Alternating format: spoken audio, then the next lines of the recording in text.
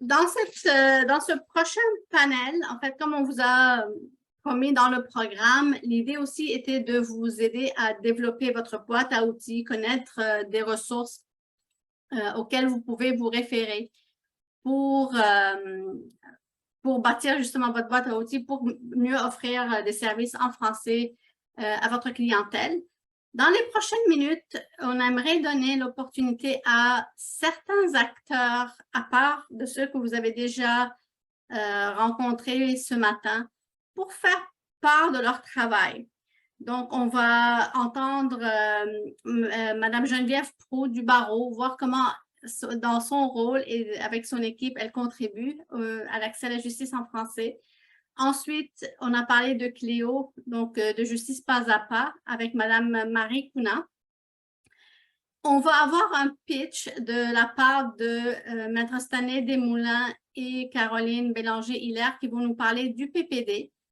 On aura une démonstration de pitch de la part d'une des équipes de candidats qui ont présenté l'année dernière, qui s'appelle Scriptura, et vous avez l'information sur leur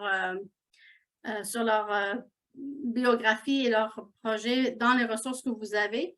Et on aura aussi une présentation par Mme Diane B. au sujet de Cliquer Justice. Donc, ça va être un format panel éclair. Chaque conférencier a 3 à 5 minutes maximum pour faire sa présentation. Et on commence tout de suite avec Mme Geneviève Proulx. Bonjour, vous m'entendez bien? Est-ce qu'on m'entend? Oui. OK. Bon, alors, je m'appelle Geneviève Proulx, je suis conseillère des services en français au barreau de l'Ontario depuis l'an 2000. Je vais essayer de vous décrire brièvement, là, en 5 minutes, ce que fait le barreau pour appuyer ses engagements envers le français, mais plus particulièrement ce que mon service fait. D'abord, nous sommes 2 traductrices à temps plein, puis avons accès à des pigistes en cas de débordement. Notre service répond aux demandes de traduction qui viennent de toutes les directions du barreau. Bon, on est niché dans la direction des communications, mais on traduit des documents de toute nature. Il peut s'agir des modifications au règlement administratif ou au code de déontologie, des formulaires de plainte et des réponses aux plaignants, des formulaires de déclaration annuelle et de paiement des cotisations annuelles, des documents de consultation politique, de certaines formations professionnelles continues, ou si elles sont créées en français, selon le cas. On contribue à la rédaction et à la production, en enregistrant les voix hors champ, par exemple. Je poursuis. On traduit les pages du site web pour que chaque page soit disponible dans les 2 langues. Et il peut arriver que certains documents ne soient pas en français, comme les rapports des comités qui sont déposés au conseil d'administration, qu'on appelle le conseil, à moins qu'il ne s'agisse de consultation. Mais le principe est que, même si une information n'est disponible qu'en anglais, le chemin qui y mène doit être accessible en français pour un membre qui ne consulterait que le côté français du site. On sert aussi le tribunal en traduisant, entre autres, son site web, ses règles de procédure, sa correspondance, le cas échéant, et les biographies de ses arbitres, dont 14 sont bilingues. De plus, on traduit tous les articles de la Gazette et le rapport annuel du barreau. Connaissez-vous la Gazette du barreau? C'est un outil pour diffuser des renseignements importants sur les décisions, les événements ou les initiatives du barreau. Et bien sûr, on traduit toutes les communications, que ce soit les communiqués, les graphiques ou les infolettres. Je l'ai oublié, non pas vraiment. Une grosse partie de notre charge de travail, c'est bien sûr le processus d'accès à la profession. En plus des messages, directives, guides et processus d'inscription, on traduit les examens. Les examens sont toujours disponibles en français, peu importe qu'il y ait 2 ou 25 candidats qui le demandent. Donc, après l'étape de traduction des 160 questions à choix multiples par ma collègue, je passe toutes les questions et les réponses en revue pour non seulement vérifier la traduction, la grammaire ou les coquilles, mais aussi pour les simplifier au besoin, sans bien sûr perdre de sens. D'ailleurs, on a toujours un avocat francophone à notre disposition pour vérifier tout changement qui risquerait d'altérer l'aspect juridique. On ne traduit pas les textes d'études des examens, pour lesquels il faut étudier par soi-même, mais ils sont tous offerts en français. Toutefois, pendant la traduction des examens, on consulte ces textes puisqu'ils comprennent presque toutes les réponses. Et de temps à autre, on y propose des corrections. Ça, c'est pour la traduction. J'offre depuis mes 22 ans au barreau un service de coaching en français aux trésoriers, aux trésorières ou autres intéressés qui s'adressent à un auditoire francophone. Ce coaching les aide à tenir compte du français dans leur discours. Au niveau des ressources humaines, lorsque le barreau recherche du personnel bilingue, on participe aux entrevues pour évaluer la capacité de s'exprimer et d'écrire en français. Certains postes sont désignés bilingues au barreau, mais pas tous les bilingues sont dans des postes désignés, ce qui fait que vous trouverez plus de services en français qu'il n'y paraît. On participe depuis longtemps au congrès de la GEFO et on offre de temps à autre nos idées à des comités pour essayer de trouver des moyens d'améliorer les services en français au barreau et l'accès à la justice en français en Ontario. C'est en gros ce que fait notre service. Sur ce, je vous conseille, si vous êtes avocat ou parajuriste, de faire savoir au barreau que vous pouvez offrir des services en français, d'exiger de recevoir vos communications en français, de participer aux événements que le barreau organise avec ses partenaires en français, de vous inscrire au programme de formation professionnelle en français lorsqu'ils sont offerts, et si vous êtes avocat chevronné, d'offrir vos services au réseau d'encadrement de la pratique. C'est un programme qui connecte des avocats débutants qui ont besoin de conseils. Et si vous êtes membre du public, je vous encourage à consulter le côté français du site et à réclamer vos services en français. J'espère vous avoir donné une bonne idée de notre service. Merci de votre écoute. Merci beaucoup, Madame Crowe. Donc, on va exiger ces services en français. Nous allons passer à Madame Marie Kouna maintenant pour Justice pas à pas. Bonjour tout le monde, merci Christiane. Je suis Marie Kouna, coordinatrice des services en français à Cléo, Éducation juridique communautaire Ontario. J'organise, planifie, anime et assure aussi le bon déroulement des projets francophones. Je suis aussi réviseur assurant le respect des codes de la langue française dans tous les projets de l'organisme. La rencontre de ce jour est une belle initiative et à laquelle je suis ravie de participer et de parler de deux outils pilotés par Cléo. Ces outils sont vraiment pour mettre un accent sur comment on peut aider les personnes qui ne sont pas des professionnels du droit à comprendre leur affaire et les étapes qui sont associées, comment on peut répondre à leurs questions sans toutefois rentrer dans le protocole, le jargon juridique et autres terminologies des experts.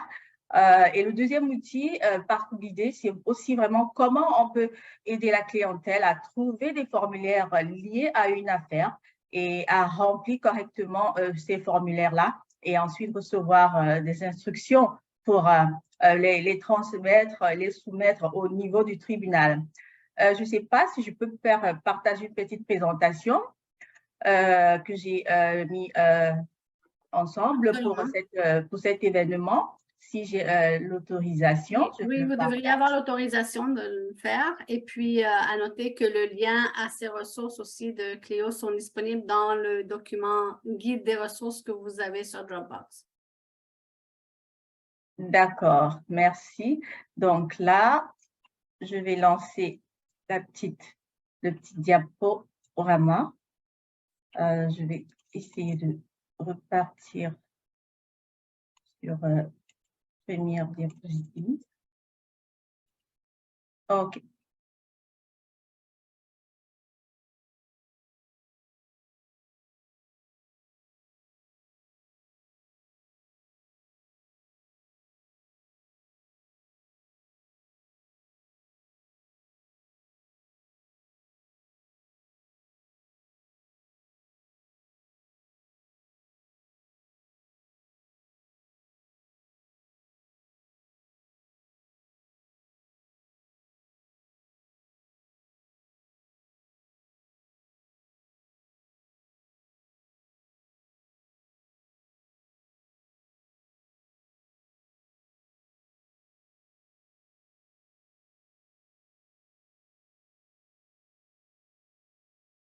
Est-ce que cette présentation pourra être partagée aussi avec les participants après?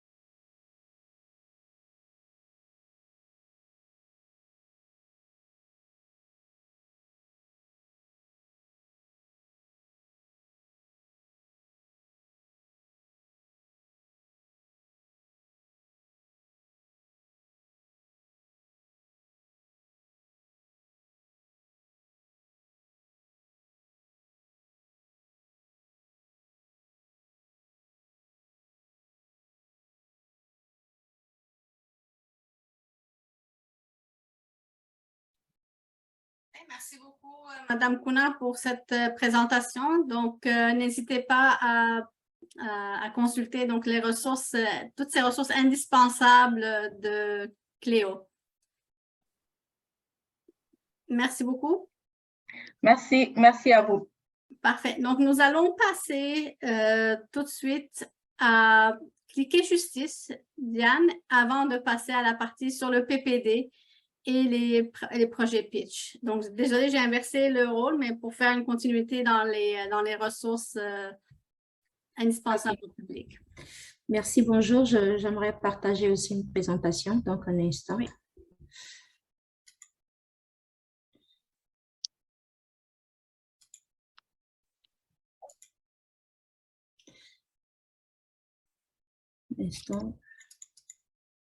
OK. Donc, bonjour, moi c'est Diane B et je suis agent de projet à l'AGEFO dans l'équipe Cliquer Justice. Et ce matin, j'aimerais vous présenter un aperçu de 5 incontournables pour découvrir cliquerjustice.ca. Alors, Cliquer Justice est un site web qui offre de l'information juridique dans un langage clair et simple. Lancé en 2012 et financé par le ministère de la Justice du Canada, Cliquer Justice va s'adresser à tous, que ce soit des jeunes ou les moins jeunes. Alors, Cliquer Justice a comme mandat d'informer et surtout d'outiller le public sur des questions du quotidien. Ainsi, les articles proposés traitent de domaines de droit, tels que le droit de la famille, par exemple, comment calculer une pension alimentaire, le droit du travail, augmentation et réduction salariale, les droits des locataires et propriétaires, mais aussi des sujets tels que les testaments, les successions, les droits linguistiques et plusieurs autres questions d'actualité. Par exemple, lors de la pandémie, nous avons rédigé plusieurs articles d'information juridique dans divers domaines de droit. Alors, Cliquer Justice, qu'il faut savoir, s'adresse à tous les francophones au Canada, à l'extérieur du Québec. Donc, il ne s'agit pas d'un site web uniquement ontarien. Par exemple, pour certains articles sur l'âge et le salaire minimum pour travailler au Canada, voici l'information pour l'Ontario, mais vous pouvez choisir d'afficher les particularités selon votre province ou territoire. Donc, si vous venez d'ailleurs au Canada et vous êtes curieux d'en apprendre plus sur le droit dans les autres provinces et territoires, Cliquer Justice est fait pour vous. En plus de donner de l'information juridique, Cliquer Justice a aussi une section pour les jeunes et pour les enseignants. Pour les jeunes, nous avons des ressources sur les différentes carrières en justice, avocats, juges, criminologues, parajuristes, traductrices juridiques, etc. Pour les enseignants, nous avons des ateliers en français sur différents domaines de droit, par exemple la charte ou l'intimidation. Et les ateliers pédagogiques sont téléchargeables et prêts à être utilisés en salle de classe et virtuellement. Enfin, si vous préférez trouver de l'aide ou de l'assistance près de chez vous, Cliquer Justice a aussi une section dédiée qui répertorie des organismes et des ressources à travers le pays. Il est ainsi donc possible de choisir sa province et le domaine concerné. Par exemple, si vous vivez en Ontario et avez des questions en testament et procuration, Aide juridique Ontario ou encore le Centre d'information juridique de l'Ontario pourront être des options. Donc, vous y trouverez une liste de ressources utiles externes que vous pouvez consulter en ligne. Enfin, Cliquer Justice est accessible en ligne gratuitement et en tout temps. Vous pouvez aller sur cliquerjustice.ca facilement depuis votre téléphone pour pouvoir en apprendre plus sur vos droits et vos responsabilités. Alors, c'était donc un aperçu de ce que vous pouvez trouver sur Cliquer Justice. On vous invite à présent à visiter et à partager autour de vous. Merci. Merci beaucoup, Madame B. Et le lien est aussi dans votre boîte de discussion. Je vais céder maintenant la parole à mon collègue Maître Stanley Desmoulins pour nous parler un peu plus du PPD et à Maître Caroline Bélanger-Hilaire pour parler du pitch qu'elle a réalisé avec ses collègues en 2020. Vous voyez mon écran? Oui. OK, donc, désolé, donc j'ai une petite pause. OK, merci beaucoup, Metsa. Donc, on va aller très rapidement. Donc, aujourd'hui, cette activité est organisée par le PPD. Donc, certains d'entre vous peuvent se demander c'est quoi le PPD. Donc, très rapidement. Donc, le PPD permet d'accéder à la profession d'avocat. Donc, on peut choisir soit de faire un stage traditionnel ou de faire le PPD et ensuite de prouver les exigences des bonnes mœurs pour devenir avocat ou avocate en Ontario. Donc, le PPD aura 10 ans l'année prochaine. Donc, le PPD se fait exclusivement en français et le pendant anglais du PPD se fait à Ryerson. Donc, l'ancien Ryerson, je crois que c'est Metropolitan University maintenant. Donc, le PPD est un programme qui est géré par l'Université d'Ottawa. C'est en français et c'est un programme du barreau de l'Ontario. Sans plus tarder, donc pourquoi le PPD? Donc, le PPD permet aux candidats et candidates d'avoir un réseau d'avocats et d'avocates en français. Donc, le PPD leur donne des compétences très recherchées, des compétences traditionnelles, mais également des compétences, comme on l'a vu il y a quelques instants, des compétences technologiques entre autres. Ensuite, nous vivons dans un milieu qui est très compétitif, donc le PPD outille les candidats et candidates pour bien se démarquer. Donc, le PPD a 4 valeurs clés qu'on appelle des piliers. Donc, il y a l'engagement communautaire. Le PPD travaille avec plusieurs organismes communautaires, donc pour les aider et apprendre davantage. Ensuite, on redonne à la communauté. Donc, c'est le deuxième pilier. Donc, il y a le respect et la promotion des droits linguistiques. Le français, c'est au cœur du PPD. Donc, c'est un programme qui est fait par et pour la communauté francophone. Ensuite, il y a l'excellence professionnelle, c'est-à-dire donc en français, donc on travaille pour donner ce qui est de mieux dans le milieu juridique francophone. Donc, je suis accompagné avec moi de ma collègue Caroline. Elle fait une maîtrise actuellement en Californie. Donc, c'est une diplômée du PPD. Donc, Caroline, je vous laisse le soin de continuer. Merci beaucoup, Stanley. Donc oui, donc maintenant, on va parler de la mission du PPD. Donc, comme vous le voyez, c'est de promouvoir l'accès à la justice en formant des avocats et avocates qui sont qualifiés. Puis vraiment, l'objectif principal, c'est aussi que les candidats sont en mesure d'offrir des services juridiques de qualité. Le tout, bien sûr, étant bilingue en français et en anglais et de se préparer à la profession d'aujourd'hui et de l'avenir. Donc, le PPD a 2 volets. Donc, le tout, c'est 8 mois. Donc, les 2 volets sont le volet formation et le volet stage. Puis, dans le volet formation, j'ai eu la chance de faire le projet pitch avec 2 avocates excellentes, avocate Nima Ali Hassan et maître Sylvia Ayemo. Puis, dans ce cadre-là, nous avons fait un projet pitch, donc la nôtre, qui s'appelle Point de contact.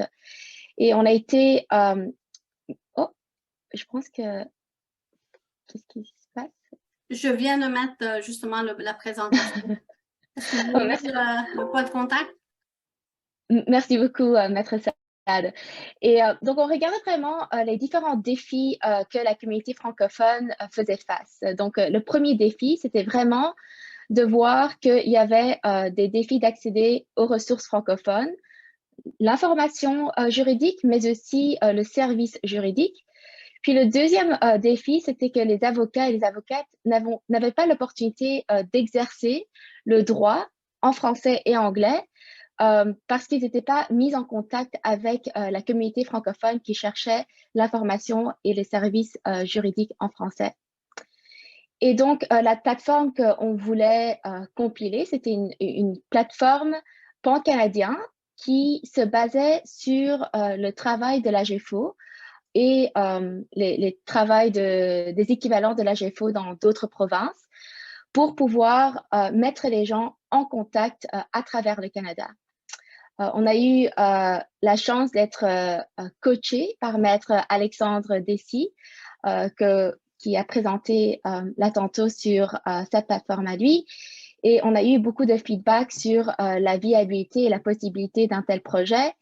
Et donc, notamment de centraliser sur le client et de faire une étude de marché qui était nécessaire afin de réaliser nos ambitions. Donc maintenant, je vais retourner à la présentation du PPD. Donc, comme je vous avais dit, le PPD a deux volets. Donc, le volet formation, puis le volet stage. Puis le stage, moi, personnellement, je l'ai fait dans un organisme commercial qui opérait à travers le monde, Bosch, mais d'autres candidats du PPD ont eu la chance de travailler au gouvernement, dans le secteur privé, puis le PPD nous a préparé avec les différents volets qui a été mis à notre disposition. OK. Donc, maintenant, pour terminer, donc, l'apprentissage au niveau du PPD, c'est accentué sur la pratique. Donc, c'est un programme de pratique. Donc, les candidats sont mis en contact directement avec les professionnels du milieu. Donc, tout ça, vous pouvez nous suivre et regarder ce que fait le PPD. Donc, nous sommes sur Twitter, sur LinkedIn, on est sur Internet, sur le site de la faculté. Donc, sans plus tarder, je remets la parole à Metsad. Merci beaucoup. Donc, la dernière partie, puis ça ne prendra pas plus que 5 minutes de votre temps supplémentaire. On réalise qu'on a dépassé un petit peu le temps. Donc, on va passer à une dernière démonstration du projet Pitch avec une des équipes de l'année dernière. Et je laisse la parole à l'équipe de Scriptura. Donc, merci beaucoup. Je vous donne une seconde de partager la présentation. Parfait. Donc, bonjour, je m'appelle Curtis White et je suis joint par mes collègues Samuel Leboutillier et Paul Raymond. Nous sommes des anciens candidats du PPD. Aujourd'hui, nous allons brièvement vous présenter le projet Pitch que nous avons réalisé dans le cours de notre formation au PPD. L'objectif du projet Pitch est d'inviter les candidats et candidates à songer à un problème spécifique d'accès à la justice en Ontario, d'en étudier les solutions potentielles déjà existantes et de proposer une solution innovatrice. L'angle que nous avons choisi pour traiter des questions de l'accès à la justice était la rédaction juridique. La rédaction juridique, des rédactions des textes juridiques est un processus compliqué et ardu en raison de l'importance qui doit être accordée à la phraséologie et au besoin d'employer une terminologie spécifique qui varie en fonction du contexte. Ce problème est encore plus prononcé pour ceux qui rédigent des textes de common law en français pour diverses raisons, notamment la normalisation de la terminologie à utiliser est en cours et n'est pas toujours employée. Les anglicismes sont fréquemment adoptés par inadvertance, la terminologie à utiliser en français varie d'un sujet à l'autre, et ainsi de suite. En parlant avec des professionnels, nous avons aussi constaté que bien qu'il existe déjà des ressources qui peuvent aider dans la rédaction juridique en français, il faut passer beaucoup de temps à naviguer entre ces diverses ressources avant de pouvoir compléter la rédaction. Notre équipe pense qu'il faudrait donc de quoi qui amène ces ressources aux utilisateurs directement là où ils en ont besoin, dans leur logiciel de traitement de texte. Donc, le problème est que bien qu'il existe déjà des outils destinés à assister la rédaction juridique en français, ces outils ne répondent pas à tous les besoins du juriste moderne parce qu'ils ne sont pas intégrés au logiciel de traitement de texte, comme Word. Ils ne sont pas instantanés, centralisés, ni personnalisables. Ces lacunes entraînent une perte de temps, ressources, énergie et donc l'argent. Et donc, la solution qu'on propose, c'est un logiciel informatique d'aide à la rédaction et de correction de textes juridiques. Et donc, je vais vous présenter les composantes de notre programme. Donc, premièrement, Scriptura s'intègre dans les logiciels de rédaction que les juristes utilisent sur une base quotidienne. Donc, pensez à Word et Outlook. Et ça fonctionne un peu comme un logiciel qu'on voit, des logiciels qu'on voit déjà de nos jours comme Antidote, Grammarly, Zotero, sauf que ça vise vraiment le domaine juridique. Donc, c'est aussi un logiciel qui accompagne les juristes à travers le processus de rédaction en leur offrant des solutions, comme des corrections, des traductions, des suggestions, de façon instantanée. Donc, nous allons montrer maintenant quelques exemples qui illustrent certaines des fonctionnalités de notre programme. Donc, on peut voir ici, pour le premier exemple, nous voyons que le programme a identifié un anglicisme, ASSO, et donc, et on voit la correction en voie de fait. Et donc, en cliquant le texte souligné, l'utilisateur peut aussi se renseigner sur la façon dont ce terme est normalement utilisé dans le monde juridique français. Donc, dans le deuxième exemple, nous allons voir comment le logiciel utilise le texte prédictif. Donc, comme vous pouvez voir, au fur et à mesure que l'utilisateur tape, le logiciel lui fournit des suggestions pour le prochain mot à employer. Donc, cela ne fait que gratter la surface du programme. Le programme aurait également le dictionnaire de co-occurrence, un dictionnaire de terminologie juridique et un champ lexical. Et dernièrement, c'est un logiciel qui consolide et réunit beaucoup de ressources de rédaction qui sont déjà existantes. Donc, on se servirait des bases de données et des terminologies juridiques qu'on retrouverait sur des sites comme Termium, Jurisource et Juriterm. Donc, je vais aussi passer la parole maintenant à mon collègue Paul. Donc, c'est pour qui ce genre de logiciel? C'est pour les avocats et les juristes francophones et bilingues qui cherchent à améliorer leurs compétences de la rédaction juridique en français. Celui-ci économise le temps en permettant une rédaction plus efficace, une réduction des erreurs à corriger et finalement permettant de n'avoir plus besoin de se renvoyer à plusieurs sources en même temps. Il permet aussi d'économiser les coûts car ça réduit le risque de produire des erreurs coûteuses et finalement, il permet d'accroître les profits en réduisant le temps nécessaire pour la livraison, ce qui augmente le nombre de clients pouvant être desservis. Il existe tant d'avocats francophones et bilingues qui se sentent moins à l'aise de représenter leurs clients francophones. Nous cherchons d'abord à augmenter le nombre d'avocats qui peuvent pratiquer en français, qui améliorera l'accès à la justice pour les francophones. Également, la solution assure que le produit est livré plus rapidement sans compromettre la qualité et que le produit est d'une qualité supérieure pour le justiciable. En bref, le programme Scriptura cherche à améliorer l'accès à la justice pour les francophones en donnant la confiance nécessaire aux avocats de pouvoir effectuer une rédaction juridique de qualité supérieure en moins de temps, ce qui permet de desservir un plus grand nombre de clients. Avant de conclure, nous tenons à remercier à nos autres panélistes, notamment Justin Paapa, Clic et Justice et Jurisource, qui fournissent tous des ressources indispensables pour la commune en français et ce qui contribue à améliorer l'accès à la justice en français. Merci pour votre temps et passez une belle journée. Merci beaucoup à l'équipe de Scriptura.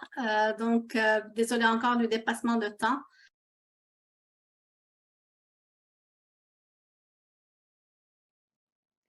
Bonjour à tous et à toutes. Mon nom est Alexandre, je suis avocate et agente de projet au sein du projet de Jurisource. Et au cours des 5 prochaines minutes, j'aimerais vous présenter ce qu'est Jurisource et pourquoi cette base de données gratuite peut vous être utile. Donc, Jurisource, c'est le seul site Internet au monde qui offre gratuitement des milliers de ressources juridiques et terminologiques en français pour les professionnels qui œuvrent dans les provinces et territoires de Common Law. C'est une initiative qui est créée et développée à l'échelle du Canada grâce à la GEFO et c'est un projet qui est entièrement financé par le ministère de la Justice du Canada dans le but d'accroître la capacité du système juridique et de ses intervenants à offrir des services liés à la justice dans les 2 langues officielles. De façon plus concrète, Jurisource est une bibliothèque virtuelle qui regroupe des milliers de ressources juridiques touchant la pratique du droit et de la terminologie. Si on nous demande pourquoi utiliser Jurisource, eh bien tout d'abord, ça vous offre des ressources qui touchent à divers domaines de droit, tels que le droit administratif, le droit des contrats, des délits, le droit pénal et bien plus encore. De plus, c'est un site qui vous permet d'accéder à des milliers de ressources en français, telles que des résumés jurisprudentiels, des traductions de décisions, des modèles d'actes, des lexiques, des schémas. Le point le plus vendeur, c'est que c'est gratuit. Donc, vous n'aurez jamais à payer pour consulter nos ressources, et ça, c'est peu importe le nombre de ressources que vous consultez, donc il n'y a aucun frais ni abonnement. Et finalement, le site est un site Internet, donc tant que vous avez une connexion Internet, vous pouvez accéder aux ressources de Jurisource. Par sa simplicité d'utilisation, Jurisource s'adresse tant aux juristes qui emploient régulièrement des bases de données juridiques telles que Westlaw ou LexisNexis qu'aux nouveaux utilisateurs.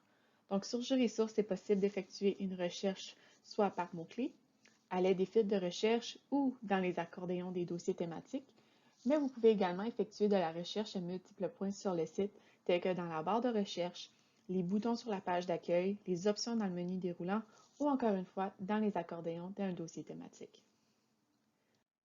La première ressource que j'aimerais vous présenter, c'est la plus populaire et la plus en demande sur le site, les modèles d'actes et les listes de contrôle.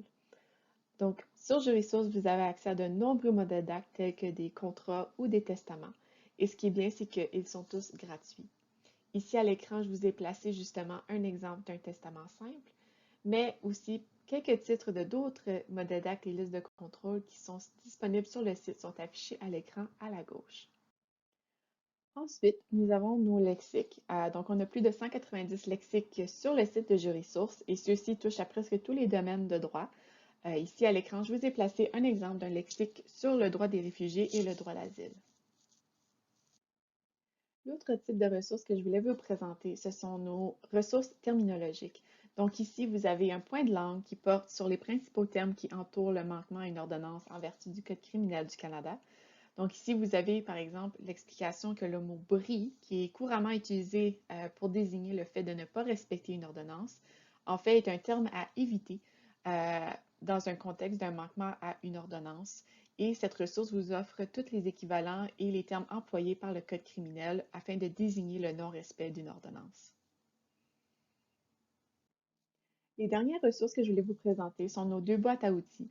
Donc, ces boîtes à outils recensent des ressources d'aide à la rédaction en français et à la rédaction juridique. Ici, à l'écran, vous voyez celle pour la rédaction juridique.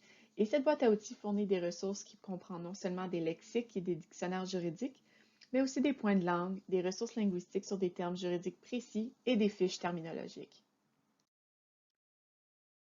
Par la suite, celle pour la rédaction en français comprend des ressources qui fournissent notamment des conseils en matière d'orthographe, de grammaire, de terminologie, de conjugaison.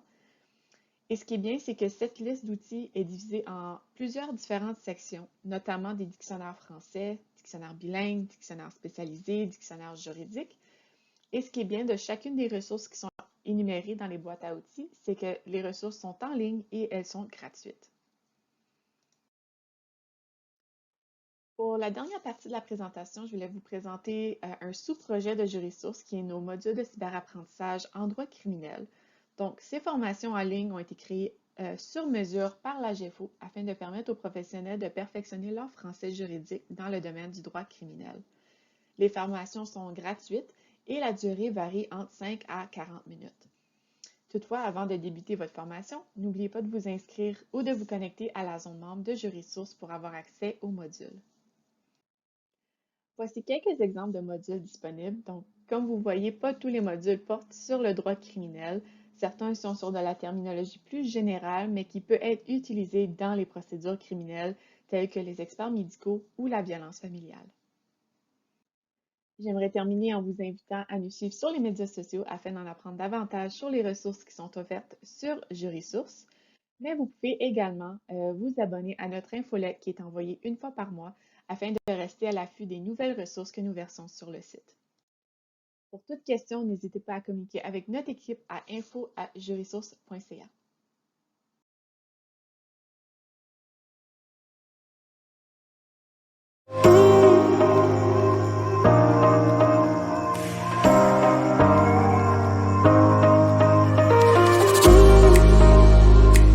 Cortojura est un organisme sans but lucratif né d'un projet pilote lancé en 2013 par la Cour provinciale du Nouveau-Brunswick. Depuis 2017, CortoJura offre au niveau national des services de certification de la compétence langagière en contexte juridique. Nos tests sont le résultat de la collaboration entre des spécialistes du milieu juridique et des experts linguistes et sont basés sur des situations ou des documents juridiques authentiques. CortoJura utilise l'échelle canadienne de la compétence langagière en langues officielles domaine juridique pour ses évaluations. Il s'agit d'un outil de mesure original créé par des professionnels bilingues des domaines linguistiques et juridiques qui se démarquent des barèmes utilisés par la fonction publique. La plateforme offre des tests pour évaluer la compétence langagière et délivrer une certification reconnue à l'échelle nationale. Ces tests en ligne peuvent être passés depuis un ordinateur ou une tablette, peu importe où l'on se trouve. Pour chacune des 2 langues officielles, CortoJura offre le choix entre la certification en communication orale ou écrite ou encore une certification qui regroupe les 4 tests des 2 certifications. Voici un exemple du test de compréhension écrite. Le candidat ou la candidate lit un extrait d'un texte juridique puis répond à des questions s'y rapportant. Il peut s'agir de questions à choix multiples ou uniques, de sélecteurs de dates, de vrai ou faux, ou encore glisser et déposer. La personne répond à une série de questions. Le test d'expression écrite vise à évaluer sa compétence en anglais ou français juridique selon la grammaire, l'orthographe, la syntaxe et le vocabulaire. Alors, ce que j'ai inscrit, là, c'est que Maître Lanteigne est ici pour le défendeur, que l'accusé est présent, qu'il y a une question d'alibi qui est soulevée. Comme on vient de l'entendre, le test de compréhension orale est basé sur des extraits authentiques captés en salle d'audience. Pour sa part, le test d'expression orale se passe en temps réel sous forme d'entrevue par visioconférence. L'entrevue, qui est enregistrée, est menée par une équipe composée d'un linguiste et un juriste. Le candidat ou la candidate recevra une attestation de ses résultats lui attribuant un niveau FJ, français juridique, ou LE, Legal English. Cette attestation, valide pour 2 ans, comprend aussi un bilan d'appréciation de ses compétences.